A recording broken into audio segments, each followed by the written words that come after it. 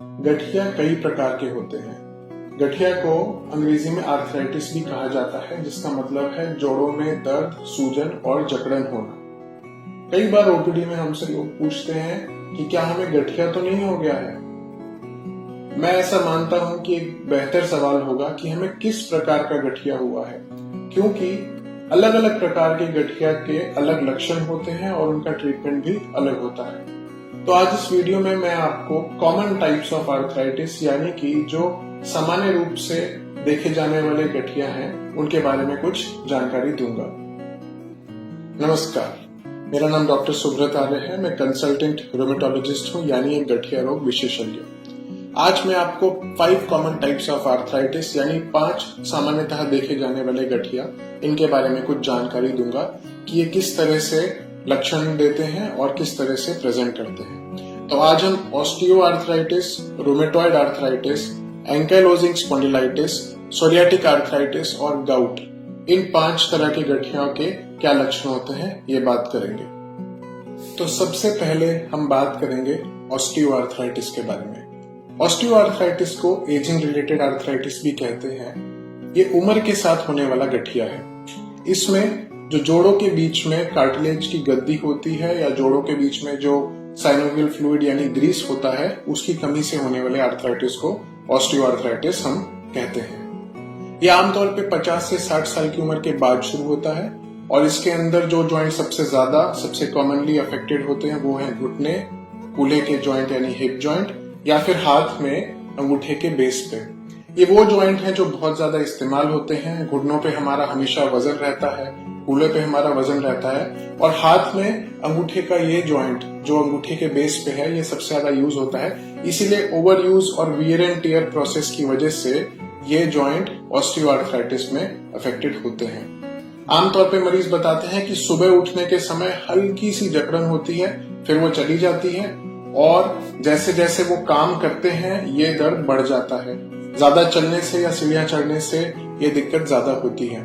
कुछ लोग जिनको घुटने काफी ज्यादा प्रभावित होते हैं, वो ये बोलते हैं कि वो घुटने मोड़ के नहीं बैठ पाते, या वो घुटने मोड़ते हैं तो उन्हें बहुत दर्द होता है। ये तो हुआ ऑस्टियो आर्थराइटिस। अब हम बात करेंगे रूमेटॉइड आर्थराइटिस के बारे में, जो इससे बहुत ही अलग प्रकार का गठिया है और अलग आयु वर्ग में देखा जाता है। रूमेटॉइड आर्थराइटिस एक ऑटो इम्यून बीमारी है, यानी कि हमारा इम्यून सिस्टम जब हमारे जॉइंट की लाइनिंग को डैमेज करता है तो उससे होने वाले आर्थराइटिस को रूमेटॉइड आर्थराइटिस कहते हैं। इसकी जो शुरुआत है 20 से 40 साल की उम्र में देखी गई है, और ये जो गठिया है महिलाओं में लगभग 3 गुना तक ज्यादा देखा जाता है पुरुषों के मुकाबले। अब इसके लक्षण क्या होते हैं? सबसे पहली चीज जो इससे ग्रस्त लोग बताते हैं कि सुबह उठने के समय हाथों में और जोड़ों में बहुत जकड़न होती है, और ये जकड़न उन लोगों में और भी ज्यादा होती है जिनका आर्थराइटिस बहुत सीवियर होता है। आधे घंटे से लेके कुछ लोग कहते हैं कि पूरे दिन हमें जकड़न महसूस होती है। इसके अंदर कौन कौन से जॉइंट प्रभावित होते हैं? जो हाथों के छोटे जॉइंट हैं, उंगलियों के, ये कलाइयां और बाकी शरीर के सारे बड़े जॉइंट भी अफेक्ट हो सकते हैं। तो ये ऑस्टियो आर्थराइटिस से बहुत अलग है, और ये ट्रीटमेंट करने से काफी अच्छा रिस्पांस देखा जा सकता है, क्योंकि ये बॉडी का एक इम्यून रिस्पांस है, इन्फ्लेमेटरी आर्थराइटिस है। इसको ट्रीट करके हम बहुत अच्छे से कंट्रोल कर सकते हैं। अगला गठिया है एंकाइलोजिंग स्पॉन्डिलाइटिस। एंकाइलोजिंग स्पॉन्डिलाइटिस आमतौर पे पुरुषों में थोड़ा ज्यादा देखा जाता है, लगभग 3 से 4 गुना महिलाओं के मुकाबले, और ये कमर से या स्पाइन से शुरू होता है। कमर के निचले भाग में इसका दर्द शुरू होता है, और इस दर्द के क्या ऐसे स्पेशल फीचर हैं जो एंकाइलोजिंग स्पॉन्डिलाइटिस की तरफ हमें गाइड कर सकते हैं? दर्द रात को सोने के बाद ज्यादा होता है, सुबह उठने के समय दर्द की वजह से बहुत जकड़न होती है कमर में, और जैसे जैसे आप मूवमेंट करते हैं, एक्सरसाइज करते हैं, ये दर्द कम हो जाता है। धीरे धीरे एक दर्द कमर के निचले भाग से शुरू होकर ऊपर तक आता है। ये गर्दन को भी प्रभावित कर सकता है, गर्दन घुमाने में तकलीफ हो सकती है और गर्दन में जकड़न भी हो सकती है। लगभग 30 से 40% लोग इस एंकाइलोजिंग स्पॉन्डिलाइटिस बीमारी में कमर और स्पाइन के अलावा और जॉइंटों में भी दर्द या सूजन बताते हैं, और सबसे कॉमन है घुटने या आपके एंकल जॉइंट यानी टखने। जो बड़े जॉइंट है पांव के, वो ज्यादा अफेक्ट होते हैं। कुछ लोगों में एड़ी के नीचे, एड़ी के पीछे दर्द और सूजन भी हो सकता है। एंकिलोजिंग स्पॉन्डिलाइटिस में 25% लोगों में आंख में यूवियाइटिस यानी कि आंख में लालपन और दर्द और धुंधलापन भी हो सकता है, और वो इस गठिया का पहला लक्षण भी हो सकता है, इसीलिए उसको ध्यान में रखना जरूरी है। अब हम बात करते हैं सोरियाटिक आर्थराइटिस। अब जैसे नाम से ही पता चल रहा है, ये वो गठिया है जो सोरियासिस से ग्रस्त मरीजों में होता है। सोरियासिस एक चमड़ी की ऑटोइम्यून बीमारी है जिसके अंदर चमड़ी में स्केल्स बनते हैं और उनमें घिसने से वो छिलके की तरह, सिल्वर स्केल्स की तरह बाहर निकलते हैं। सोरियाटिक आर्थराइटिस महिलाओं और पुरुषों में सामान्य रूप से देखा जाता है और सोरियासिस से ग्रस्त लगभग 15 से 30% लोग सोरियाटिक आर्थराइटिस से ग्रस्त हो सकते हैं। शरीर का कोई भी जॉइंट सोरियाटिक आर्थराइटिस से प्रभावित हो सकता है, चाहे वो उंगली का छोटा जॉइंट हो, चाहे वो शरीर के बड़े जॉइंट जैसे कि घुटना या टखना हो, या आपकी स्पाइन हो। इसी के बेसिस पे सोरियाटिक आर्थराइटिस कौन से जॉइंटों को प्रभाव कर रहा है, उस तरह का उसे नाम दिया जा सकता है। और अंत में अब हम बात करेंगे गाउट यानी कि यूरिक एसिड से होने वाले गठिया के बारे में।